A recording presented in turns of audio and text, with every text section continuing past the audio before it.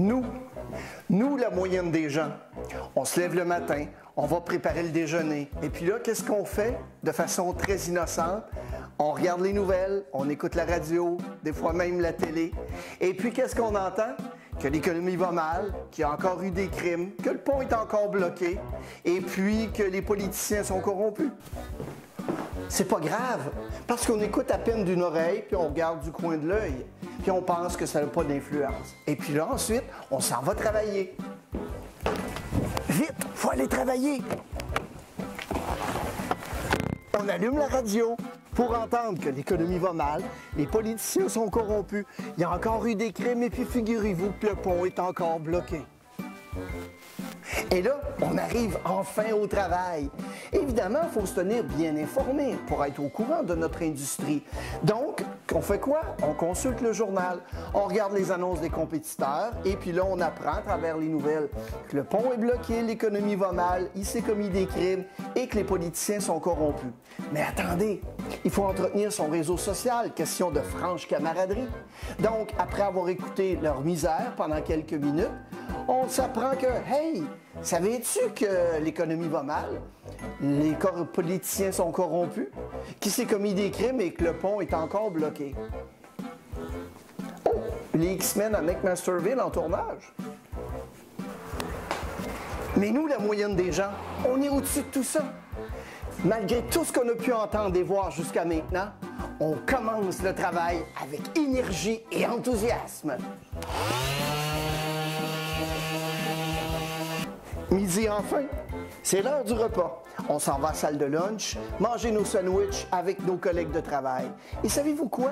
La plupart du temps, les patrons sont d'une extrême gentillesse, car ils fournissent aux collaborateurs de l'entreprise une belle télévision pour écouter plein de nouvelles. Que les politiciens sont corrompus, que le pont est encore bloqué, qu'il y a eu des crimes et que l'économie va mal. Mais ça ne nous atteint pas, on l'écoute d'une oreille. Ben non, moi je regarde mon cellulaire. 5 minutes avant de recommencer le travail, on s'en va de chercher un café dans la salle d'attente. Et puis là, qu'est-ce qu'on voit dans un coin? Une cliente. Bonjour madame, ça va? Elle n'est pas certaine d'acheter aujourd'hui. Elle a décidé de prendre un café parce que c'est une décision importante pour elle. Elle est dans la salle d'attente puis regardez qu'est-ce qu'elle voit. La même chose que nous. L'économie va mal, les politiciens sont corrompus, il y a eu des crimes la veille, puis le pont est encore bloqué.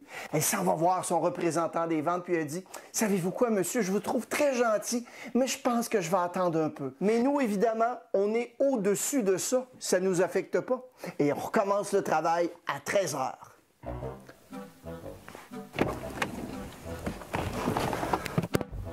Ouf! Grosse journée. Retour à la maison. On démarre le véhicule, on allume la radio et on profite de ces quelques minutes dans notre cocon automobile. Pour apprendre quoi? Que l'économie va mal, que les politiciens sont corrompus, que le pont est encore bloqué et figurez-vous qu'il s'est commis des crimes la veille.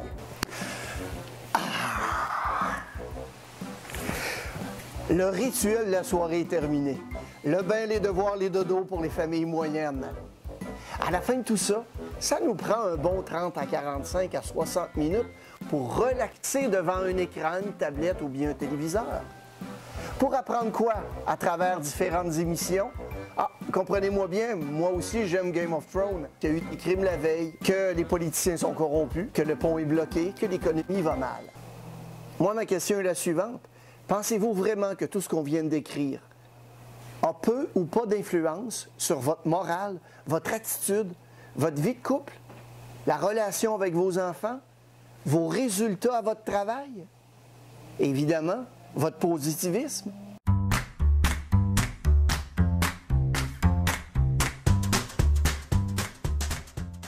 En affaires, un cerveau positif performe mieux.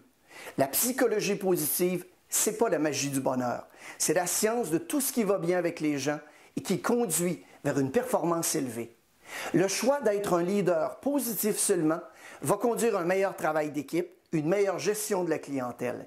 Et selon les recherches de Sean Aker de l'Université de Harvard, auteur du livre The Happiness Advantage, Un cerveau positif plutôt que neutre ou négatif est 31% plus productif, va générer 37% plus de ventes, conduit à avoir plus de 40% de chances de promotion et va permettre d'améliorer par 3 l'identification de solutions à un problème donné.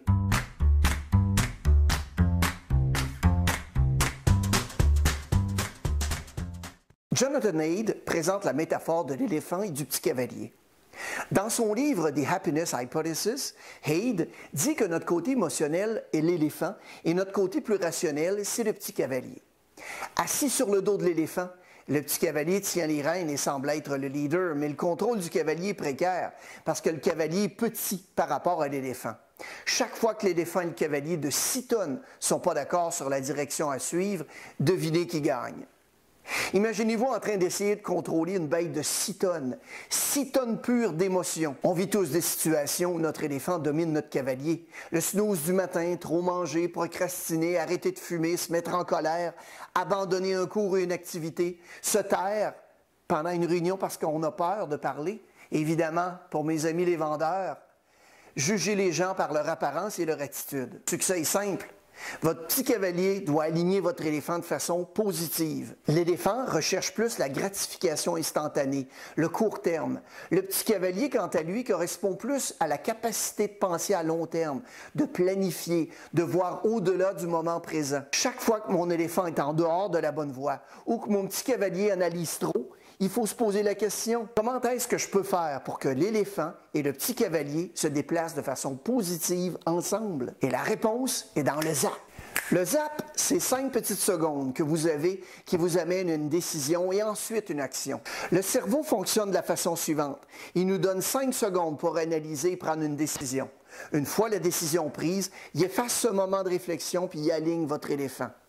Pour mon vendeur, par exemple, qui voit arriver un nouveau client, ce sont les 5 secondes qui se passent dans sa tête qui vont faire en sorte de bien aligner son éléphant de façon positive. Voir le client, qu'importe l'attitude du client ou son apparence, comme un acheteur sérieux. Si vous êtes assis et vous attendez que la motivation, le bonheur ou le positif seulement surviennent comme par magie, eh bien, je suis là pour vous dire que ça n'arrivera pas.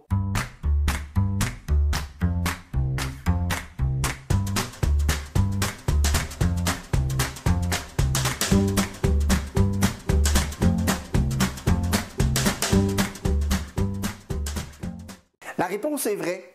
Cette nouvelle discipline qu'est la psychologie positive a été lancée à la fin des années 90 par le psychologue Martin Seligman. Avant ce temps-là, la plupart des recherches en psychologie se concentraient sur les problèmes et les dysfonctions.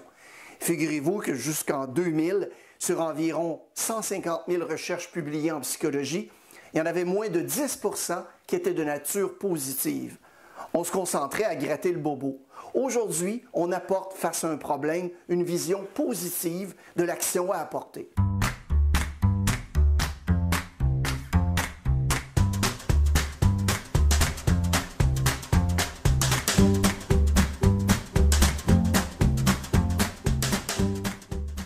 Si vous avez répondu vrai, bonne réponse. La psychologie positive cherche à mieux cerner ce qui détermine l'épanouissement de l'être humain. Il y a 3 principales zones d'étude: la personne elle-même, les relations interpersonnelles et la personne dans la société. Elle confirme en fait qu'on ne peut pas réussir seul. On a besoin des autres pour réussir. Donc, au lieu de se concentrer sur ce qui ne va pas chez l'être humain, on se concentre sur ses forces. Au lieu d'essayer à devenir bon dans quelque chose de mauvais, il faut plutôt devenir meilleur dans quelque chose où on est déjà bon.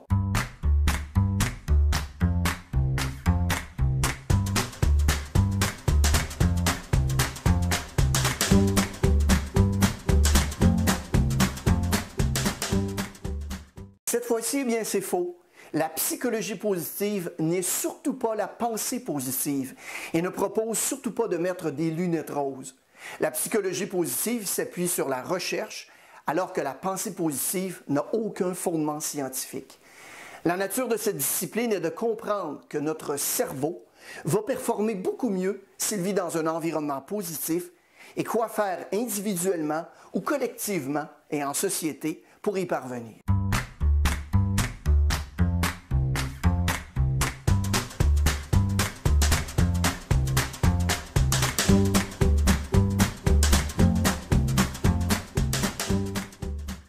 réponse est faux. La psychologie positive s'appuie sur des recherches scientifiques révisées par des pairs scientifiques. Elle peut aussi impliquer des recherches empiriques. La neuropsychologie apporte aussi des éléments de connaissance à la psychologie positive. Ce qu'il faut comprendre, en fait, c'est que notre cerveau est bâti neurologiquement pour réussir, pour avoir du succès et pour performer et être heureux. Il faut savoir comment aligner notre petit cavalier et notre éléphant.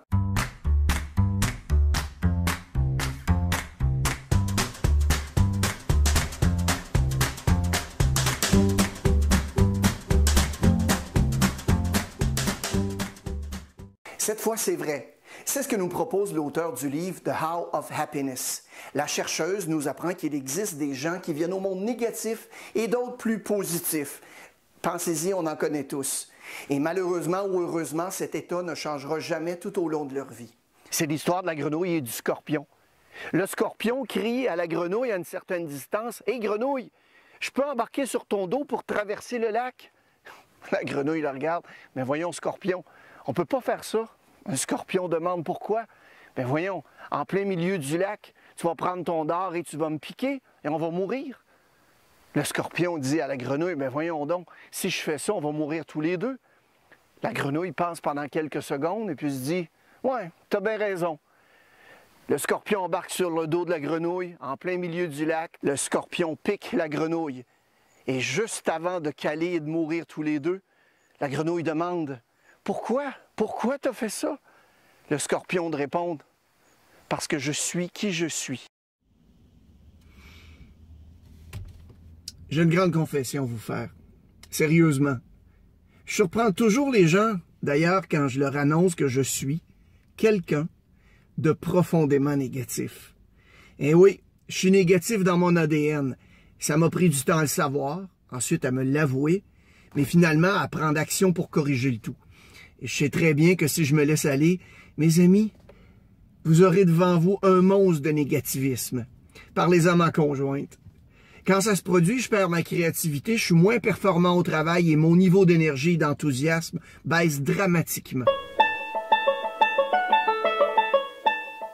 On sait donc que 50% du fait d'être positif ou négatif à différents degrés dépend de notre ADN. La bonne nouvelle, c'est qu'il nous reste la balance de l'équation 50% pour bien se sentir, mais surtout performer. Comme dans une recette, il existe plusieurs composantes. En plus de l'ADN, 2 autres éléments s'ajoutent à l'équation.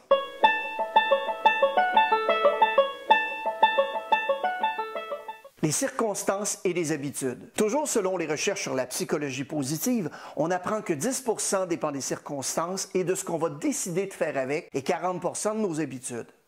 Parlons un peu des circonstances. On ne contrôle pas les circonstances de la vie qu'on aura à vivre. On ne peut contrôler que notre façon d'y répondre. Je peux me faire frapper par un véhicule, être soudainement malade, gagner à la loto ou retrouver une vieille connaissance par hasard. Je ne contrôle rien. Et avec tout ce qu'on a vu jusqu'à présent, je pense qu'elle a été règle positive. C'est l'histoire de 4 amis d'université. À un moment donné, ils décident un soir de faire la fête au lieu d'étudier l'examen qui était planifié pour le lendemain. Donc, ils font la fête, ils ont du plaisir, ils se présentent aux petites heures du matin, pas mal éméchés. Ils se présentent devant le professeur et là, il a concocté un plan assez machiavélique. Ils vont voir le professeur et disent « Écoutez, professeur, on est allé hier, on va vous l'avouer, on est allé à un mariage d'un de nos amis, puis on a fait la fête un peu. Mais figurez-vous qu'on voulait entrer quand même assez tôt et notre véhicule avait une crevaison. On n'a pas pu remplacer la roue de secours et nos téléphones cellulaires étaient dans une zone où est-ce que ça ne fonctionnait pas. Donc, il a fallu pousser le véhicule à 4 pendant tout ce temps-là. Et ce matin, on arrive et on n'est pas prêt pour l'examen. On aime autant vous dire la vérité. Le professeur réfléchit pendant quelques minutes. Il ne savait pas s'il disait la vérité ou pas, mais il avait des doutes, évidemment. Donc, il dit, vous avez raison. Je vais reporter l'examen. Il dit, dans exactement 1 semaine, il dit, présentez-vous ici et vous allez passer l'examen de nouveau. 1 semaine plus tard, les étudiants se présentent pour l'examen et voici l'examen que le professeur leur a présenté.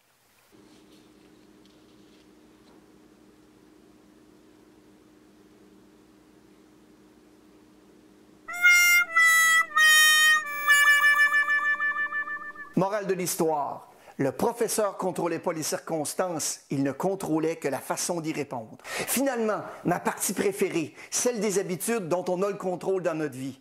Les recherches nous apprennent que l'on est capable de prévoir 93% du comportement des gens. On est des êtres d'habitude. Quand notre téléphone vibre ou sonne, qu'est-ce qu'on fait? Non, on regarde qui appelle. Avant, on répondait. Si je vous demande de croiser les bras, vous le ferez toujours de la même façon. Maintenant, essayez de le faire à l'envers. On est des êtres d'habitude. Certaines sont bonnes, d'autres mauvaises. Ce sont cependant ces dernières qu'on doit ajuster pour améliorer notre bonheur et notre positivisme. La portion des habitudes compte pour 40%. Si je vous dis que vous avez 40% de chances de gagner à la loterie, de conclure une vente ou d'obtenir un contrat, est-ce que vous passez à l'action? Je ne sais pas pour vous, mais moi, c'est certain.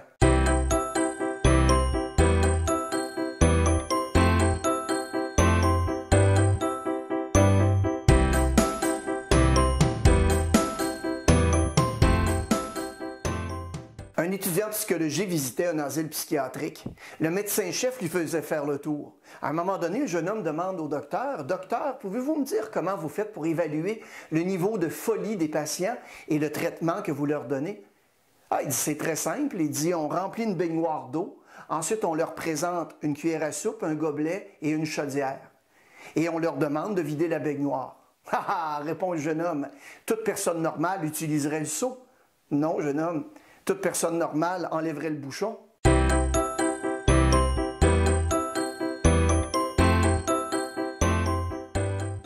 Entourez-vous des gens qui peuvent vous aider et faites attention aux idées qu'on vous met dans la tête. Il y a encore beaucoup à raconter sur ce thème.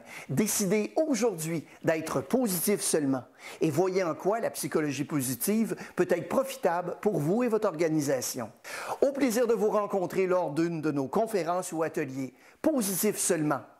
Dans le fond, chialer, qu'est-ce que ça donne?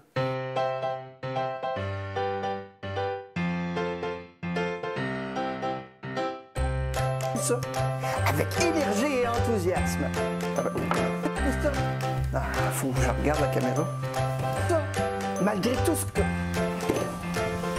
Moyenne des gens, on est au-dessus. Caroline de Bin. On écoute la radio. L'économie va mal. Le pont est bloqué, les politiciens sont corrompus et, évidemment, il y avait une grenouille dans 3, 2, 1. Il y avait plein de mouches, en tout cas. Dans 3,